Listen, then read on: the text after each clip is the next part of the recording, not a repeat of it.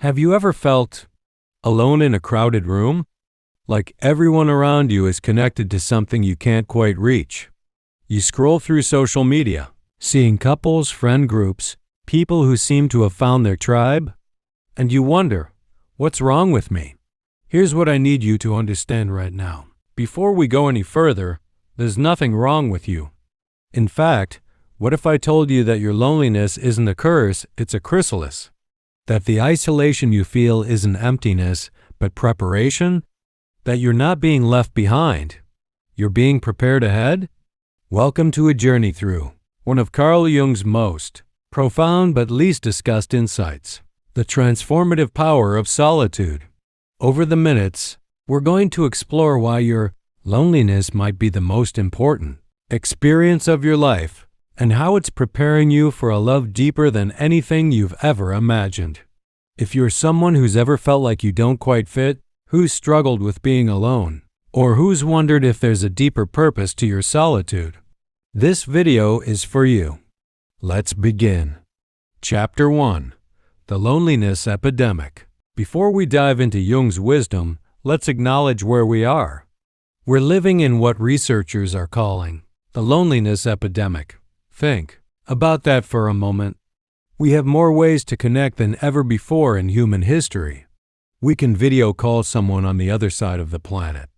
We can join online communities about any interest imaginable. We can swipe right and meet potential partners with the flick of a thumb. And yet, we've never felt more alone. A study by Cigna found that 61% of adults in the United States report feeling lonely.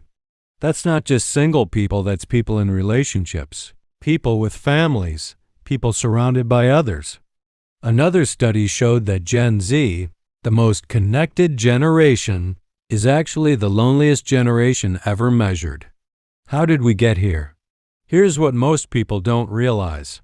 We've confused connection with presence.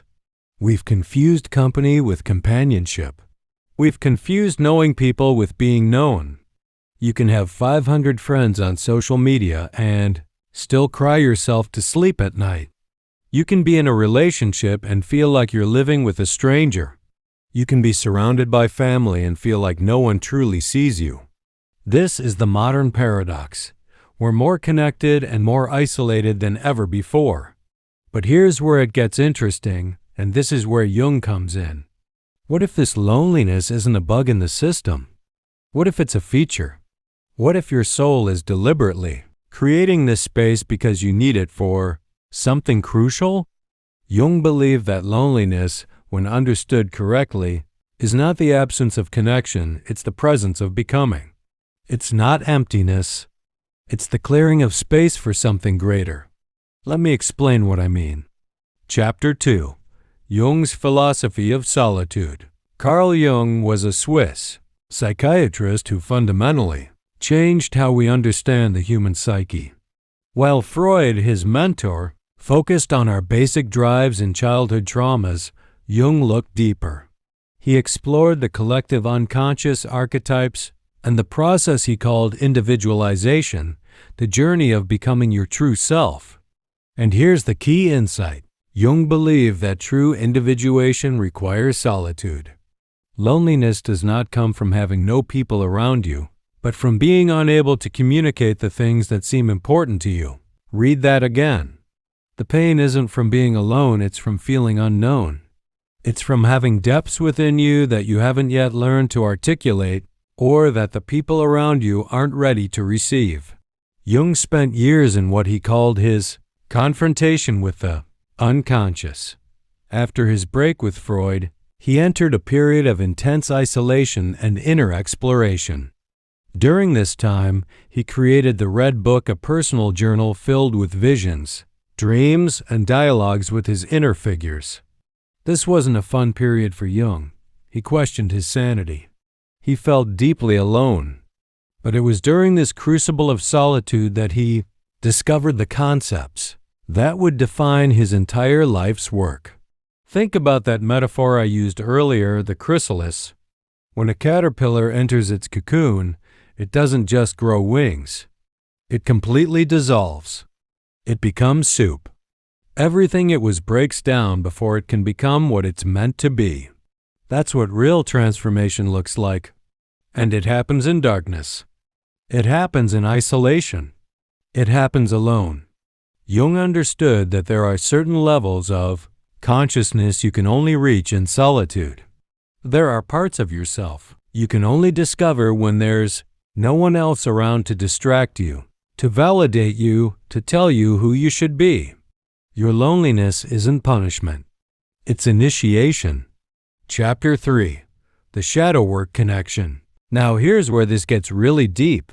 Jung's most famous concept is the shadow, the parts of ourselves we reject, deny, or hide. The aspects of our personality we don't want to acknowledge. And here's the uncomfortable truth. You can't do shadow work with an audience. Think about it. When you're constantly surrounded by people, you're constantly performing. You're managing their perception of you. You're being the version of yourself that feels safe, acceptable, liked. But your shadow doesn't emerge in the light of social acceptability. It emerges in the darkness of solitude. Let me give you an example. Maybe you've always seen yourself as a kind, gentle person. That's your identity. But in solitude, when you're completely honest with yourself, you might discover anger you've been suppressing for years. Rage, even. Resentment you didn't know you were carrying. That's your shadow speaking. And it's not evil, it's human. Or maybe you present as confident and independent, but in the quiet moments alone, you discover a deep neediness you've been ashamed of. A yearning to be held, to be seen, to be chosen. That's also your shadow. And recognizing it is the beginning of integration. Jung believed that we can't become whole until we integrate our shadow. We can't love authentically until we accept our capacity for jealousy, possessiveness, or insecurity. We can't be truly strong until we acknowledge our vulnerability. And this integration work, this meeting with your shadow, requires solitude. Because when you're alone, you can't lie to yourself anymore. You can't perform. You can't pretend. You have to face what's actually there. This is uncomfortable. This is why people avoid being alone.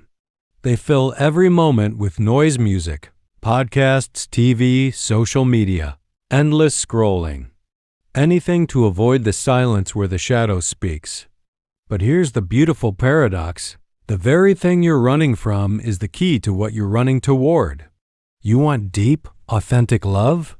You have to meet your authentic self first. All of it, light and shadow. Sacred and profane, beautiful and broken. And that meeting happens in loneliness. Chapter 4. Why Shallow Connections Keep You Stuck.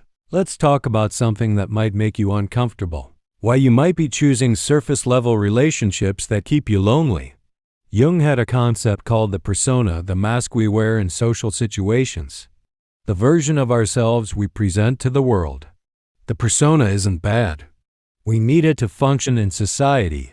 But problems arise when we identify with a persona, when we forget it's a mask and start believing it's who we actually are. And here's the trap. Surface-level relationships reinforce your persona. They keep you comfortable. They keep you safe. They also keep you lonely. Think about your relationships right now. How many people truly know you? Not the version of you that shows up to parties or posts on Instagram. Not the you that makes jokes or gives advice or plays the role you've been assigned. How many people know your fears? Your shame? Your secret dreams? The things you think about at 3 a.m. when you can't sleep. If the answer is very few, or no one, then you're experiencing what Jung called psychological loneliness, the loneliness of being unknown, even while surrounded by people. And here's why this matters for the kind of love you're preparing for. Deep love requires deep knowledge, not just of facts about you, but of your essence, your contradictions, your darkness and light, your becoming. You can't rush this. You can't fake this. And you can't discover this essence while you're busy performing for others. This is why your loneliness is preparation. It's forcing you to drop the persona.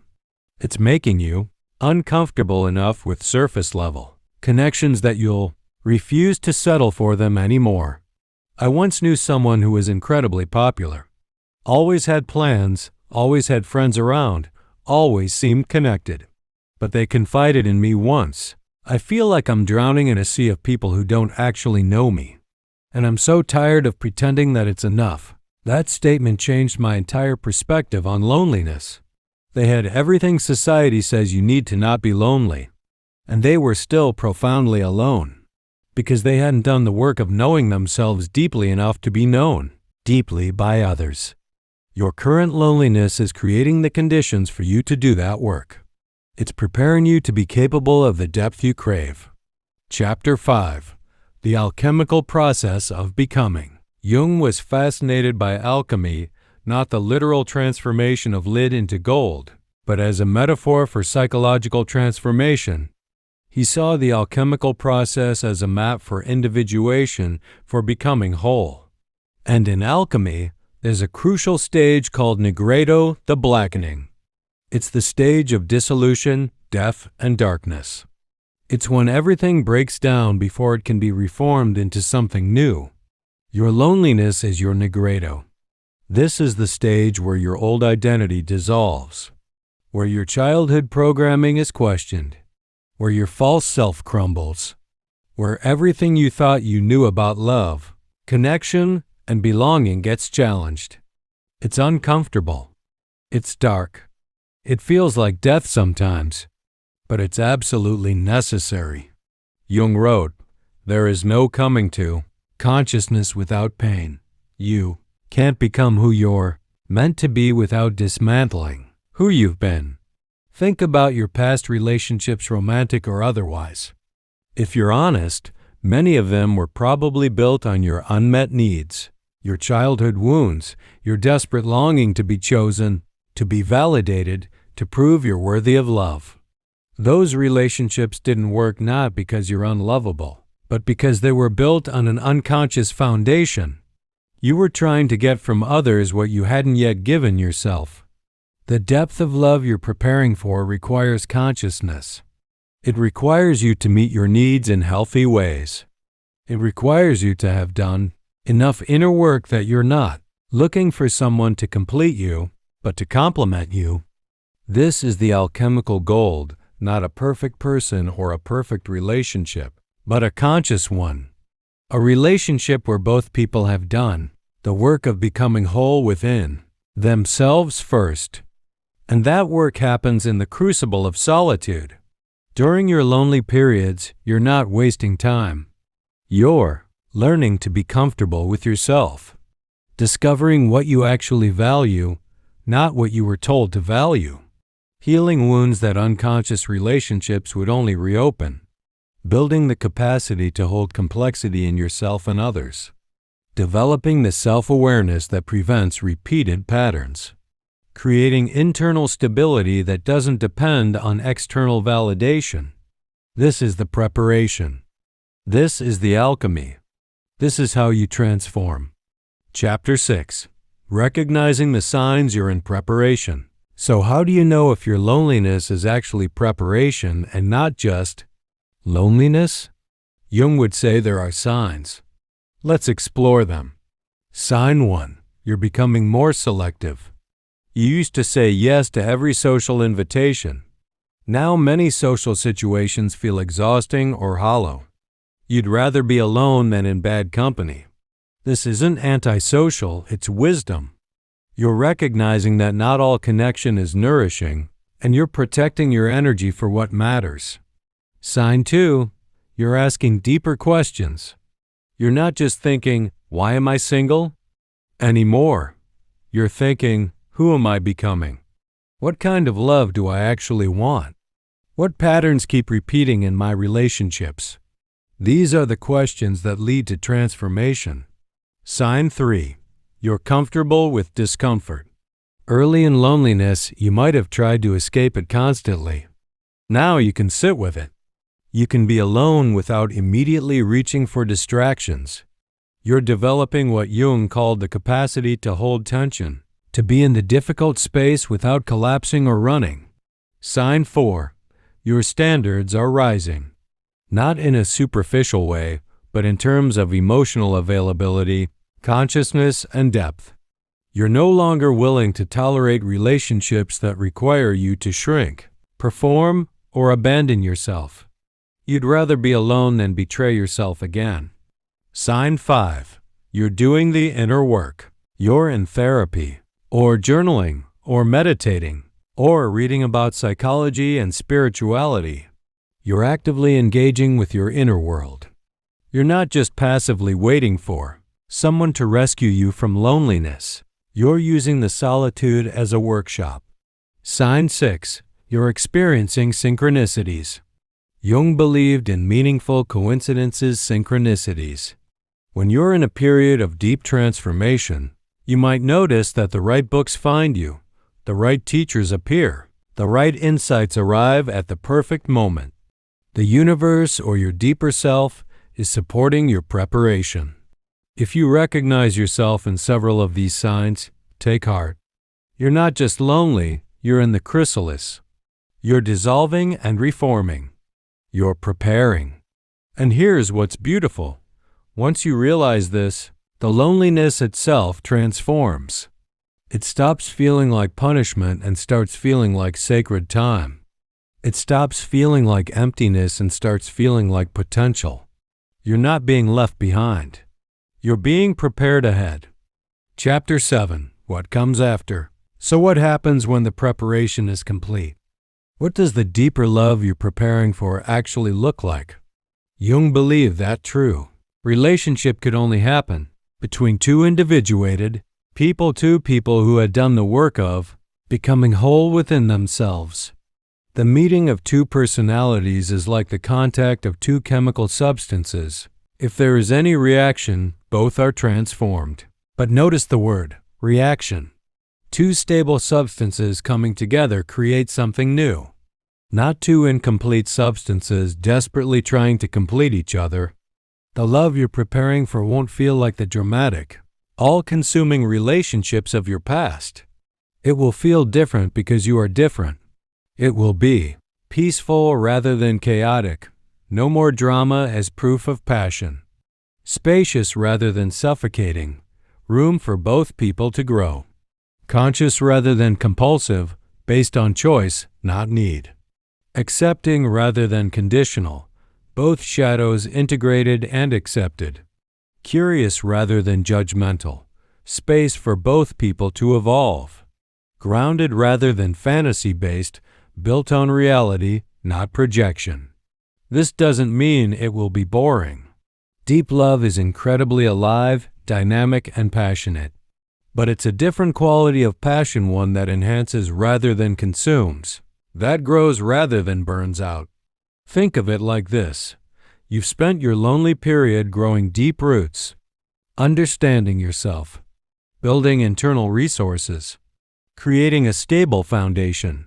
When you meet someone who has also done this work, your roots can intertwine, providing mutual nourishment and stability, while your branches remain distinct, reaching toward your individual purposes and growth. This is the deeper love. Not enmeshment, but conscious partnership. Not dependency, but interdependence. Not losing yourself, but finding yourself more fully through authentic connection. And here's something powerful to realize. This person you're preparing to meet is also preparing to meet you. They're also in their chrysalis. They're also doing their shadow work. They're also learning to be alone so they can truly be together. Your paths will cross when both of you have done enough work to recognize and appreciate what you've each become. The right person at the wrong time is the wrong person. But the right person at the right time, when you're both prepared, that's magic. So if you're watching this and you feel lonely, I want you to hear this. You're not broken. You're not too much or not enough. You're not being punished or forgotten. You're in preparation. The chrysalis is dark and confusing and sometimes feels like it's lasting forever. But transformation is happening. You're becoming someone capable of the depth you've always craved. Someone who won't settle for surface-level connection. someone who knows themselves well enough to be truly known. Your loneliness has purpose. Trust the process. Do the work. Be patient with your becoming, because the love you're preparing for the deep, conscious, transformative love that Jung understood is worth every moment in the darkness. If this resonated with you, please like this video and subscribe to the channel. It helps me create more content like this. And if you're going through this journey of preparation, leave a comment below. Let's build a community of people who understand that loneliness isn't the end of the story, it's the beginning of transformation. Until next time, remember, you're not lonely. You're preparing for something deeper.